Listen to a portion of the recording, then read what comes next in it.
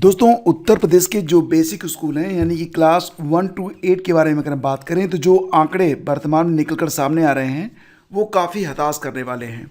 यहाँ पर जो आंकड़े अभी हाल ही में जारी किए गए हैं तो उसके मुताबिक यहाँ पर मतलब कि एक साल के अंतर पर या यूँ कहिए कि एक सत्र के अंतर पर यहाँ पर कुल 24 लाख छात्रों की जो है वो कमी यहाँ पर दर्ज की जा रही है।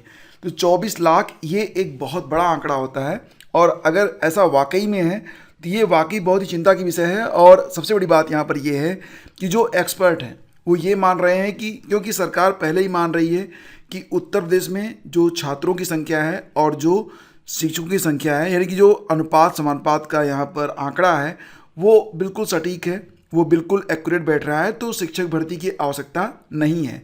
ऐसा मैं नहीं कह रहा हूँ, आपको याद होगा कि अभी 2022 का ये वीडियो आपको याद होगा और विधानसभा के पहले सत्र 2022 के द्वितीय मंगलवार हेतु निर्धारित डॉक्टर मुकेश वर्मा माननीय सदस्य विधानसभा द्वारा एक सवाल पूछा गया था। अतारांकित प्रश्न संख्या 74 में जो उत्तर आया था उसमें यह कहा गया था कि उत्तर प्रदेश के चाहे 1 to 5 के बारे में बात करें या फिर 6 to 8 के बारे में बात करें तो यहाँ पर छात्र और शिक्षकों का जो अनुपात होना चाहिए वो उससे भी बेहतर है।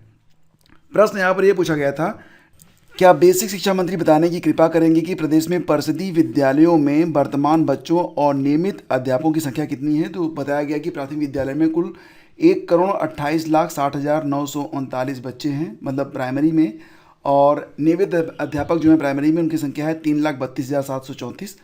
और उच्च प्राथमिक में बताया गया था कि 52,53,772 बच्चे हैं और कुल मिला के 1,20,860 यहाँ पर नियमित अध्यापक हैं।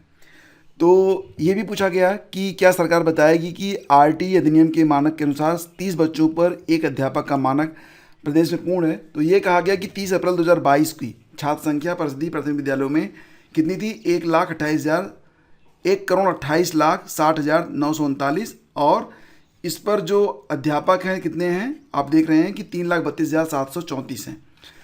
तो इसके मुताबिक जो रेशियो बन रहा है वो 38/1 है, लेकिन अगर इसमें शिक्षा मित्रों को ऐड कर दिया जाए जिनकी संख्या बताई जा रही है 1,47,766, तो ये जो रेशियो बन रहा है 26:1 का बन रहा है जो मानक के अनुसार पूर्ण है।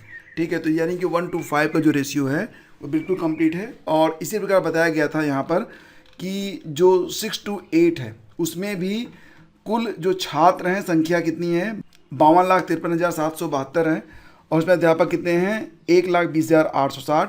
तो रेशियो बन रहा है कितना 43:1 का। इसमें अनुदेशक को ऐड कर लीजिए तो ये रेशियो बन रहा है कितना 35:1 का। ठीक है, तो बस यही बात यहाँ पर कही जा रही है, मतलब कि जो रेशियो है वो बिल्कुल मेंटेन है। अब यहाँ पर जो आंकड़े नए निकल के आए हैं, महानिदेशक ने बेसिक शिक्षा विभाग से शुरू की है पूछताछ कि परिषदीय स्कूलों में कम हो गए 24 लाख विद्यार्थी।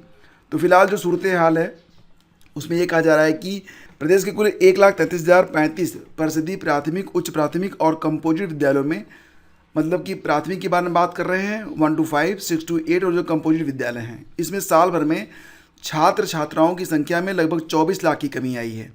2022-23 सत्र की तुलना में शैक्षणिक सत्र 2023-24 में इतने बड़े अंतर पर बेसिक शिक्षा विभाग के अफसर भी हैरान हैं। शिक्षा विभाग ने 30 दिसंबर 2023 को एक्स पर कहा था कि 2022-23 सत्र में कुल कक्षा 1 से 8 तक के जो छात्र हैं उनकी संख्या 1.92 करोड़ बताई थी। और इस बात पर उन्होंने अपनी पीठ भी थपथपाई थी कि पिछले 6 वर्षों में छात्र संख्या 40 लाख बढ़ी है। वहीं 7 मार्च 2024 यानी कि बिल्कुल लेटेस्ट डेटा है ये, तो 7 मार्च 2024 को महानिदेशक की ओर से भेजे गए आंकड़े में कहा गया कि छात्र संख्या अब हो गई है 1,67,84,645, मतलब एक साल में विद्यार्थियों की संख्या में 24 लाख से अधिक की कमी। इस मामले में महानिदेशक स्कूल शिक्षा कंचन वर्मा ने बेसिक शिक्षा अधिकारियों से पूछताछ की है। अब स्कूलवार संख्या का मिलान करके जो प्रधानाध्यापक हैं उनसे जवाब मांगा जा रहा है। तो एक स्कूल में 286 बच्चे तक कम हो गए हैं। और आप यहाँ पर देख रहे होंगे कि संगम नगरी में बच्चों की संख्या में 69,000 कमी, यानी कि स्कूल के लेवल पर भी बच्चे कम हो रहे हैं और ऑल ओवर डिस्ट्रिक्ट के लेवल पर भी बच्चे जो हैं कम हो रहे हैं।